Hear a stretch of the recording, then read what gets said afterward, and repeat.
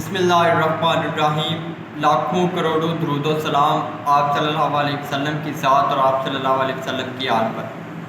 کہتے ہیں کہ سیاست کے سینے میں دل نہیں ہوتا، اور بعض دفعہ سیاست اتنی ظالم ہو جاتی ہے کہ آپ کو اس سے گھن آنا شروع ہو جاتی ہے اور آپ کو سیاست سے نفرت ہو جاتی ہے۔ بعض دفعہ اب جن لوگوں کو ووٹ ڈالتے ہیں وہ اپنے مفادات کے لیے کتنے آگے نکل جاتے ہیں یا کتنے نیچے گر جاتے ہیں، آج میں آپ کو انہی کے متعلق بتاؤں گا۔ پاکستان میں اس وقت دو طرح کی پارٹیز ہیں،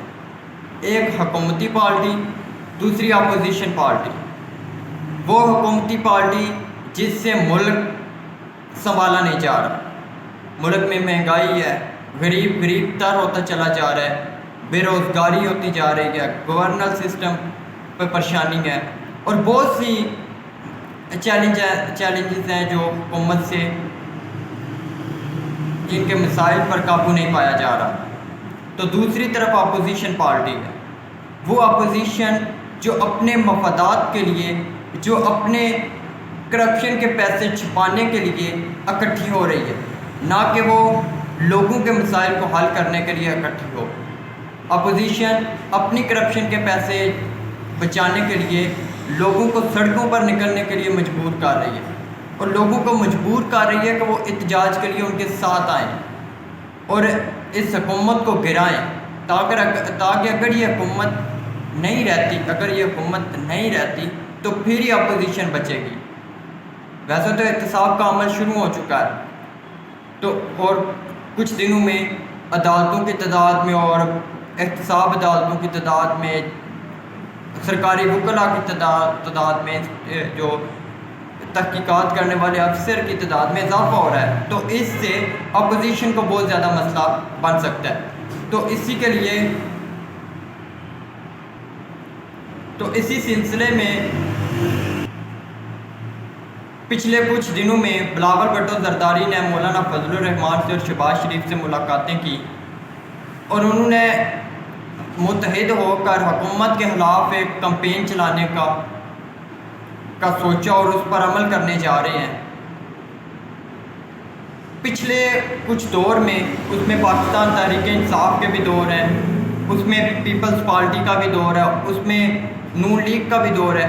ان پچھلے کچھ سالوں میں پاکستان کے امیج میں بہت زیادہ بہتری آئی ہے، اور پاکستان کا مثبت چہرہ دکھایا گیا ہے، لیکن ابھی بھی پاکستان کو بہت سے چیلنجز کا سامنا ہے۔ جیسے ابھی پاکستان کو FATF کی طرف سے 11 ٹاسک دیے گئے ہیں، جن میں سے 4 پاکستان نے فوری طور پر کرنے ہیں۔ FATF وہ ادارہ ہے جو باہر کے ملک میں جو لوگ اپنے ملک سے کرپشن کر کے پیسہ باہر لے جاتے ہیں اور باہر جا کر وہ اس پیسے سے سیٹ ہو جاتے ہیں، تو اس پیسے کو روک تھام کرنے کے لیے یورپی ممالک نے، جن میں جرمنی تھا، برطانیہ تھا، امریکہ تھا، فرانس تھا، انہوں نے مل کر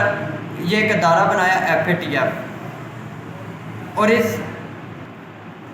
اس ادارے کا مقصد تھا کہ کرپشن کو روکنا۔ چنانچہ 1989 میں یہ ادارہ قائم کیا گیا، لیکن جب 2001 میں امریکہ میں 9/11 ہوتی ہے تو اس وقت امریکہ نے اس میں دہشت گردی کو بھی ملوث کر لیا۔ پہلے تو یہ ادارہ صرف منی لانڈرنگ کو روکتا تھا، لیکن پھر امریکہ نے اس میں دہشت گردی کو بھی شامل کر دیا۔ چنانچہ اس سے یہ ادارہ اور زیادہ مضبوط ہو گیا، اور اس کے بعد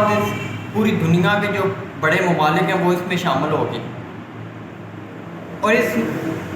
FATF کا جو ادارہ ہے اس نے پھر لسٹیں جاری کرنا شروع کی۔ اس میں 3 طرح کی لسٹیں ہیں، ایک وائٹ لسٹ، ایک گرے لسٹ، ایک بلیک لسٹ۔ وائٹ لسٹ کا مطلب ہے کہ آپ کا ملک بہت اچھے طریقے سے ترقی کر رہا ہے اور اچھے طریقے سے جا رہا ہے، آپ کو کوئی پریشانی نہیں، مسئلہ نہیں۔ گرے لسٹ کا مطلب ہے کہ آپ کسی بھی وقت ڈاؤن ہو سکتے ہیں، اور کسی بھی اگر آپ اچھی پالیسیز بناتے ہیں تو آپ ہو سکتے ہیں۔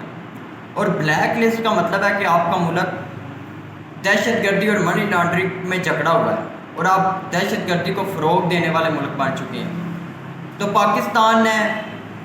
دہشت گردی اور منی لانڈرنگ سے بچنا ہے تو FATF کے ان جو 4 مین انہوں نے نکات دیے ہوئے ہیں ان پر عمل کرنا ہے۔ اور پاکستان کے لیے یہ بڑا چیلنج ہے، اور یہ جو نکات ہیں یہ قومی اسمبلی سے پاس ہونے کے بعد، اگر یہ قومی اسمبلی سے پاس ہوں گے تو پھر ہی پاکستان FATF کی اس گرے لسٹ سے نکل کر وائٹ لسٹ میں جائے گا۔ تو اس کے لیے حکومت نے اپوزیشن کو بھی ساتھ ملانا ہے اور اپوزیشن کو ساتھ لے کر چلنا ہے۔ تو اس کے لیے اپوزیشن نے حکومت سے ایک بڑا مطالبہ کیا ہے کہ اگر آپ ہمیں نیب کے قانون میں اور اگر آپ دھیمے لفظوں میں ہمیں NRO دیتی ہیں تو پھر ہم FATF میں آپ کی مدد کریں گے، ورنہ ہم FATF میں آپ کی مدد نہیں کریں گے۔ مطلب یہ کہ یہ اپوزیشن ہے جو یہ مکمل طور پر مکاری کر رہی ہے اور اپنی کرپشن بچانے کے لیے ملکی مفادات کو استعمال کر رہی ہے۔ تو اب دیکھیں کہ کیا حکومت ان کے یہ نیب قوانین میں تبدیلی کا جو ٹارگٹ ہے، جو مطالبہ ہے اپوزیشن کا، وہ مانتی ہے یا نہیں مانتی۔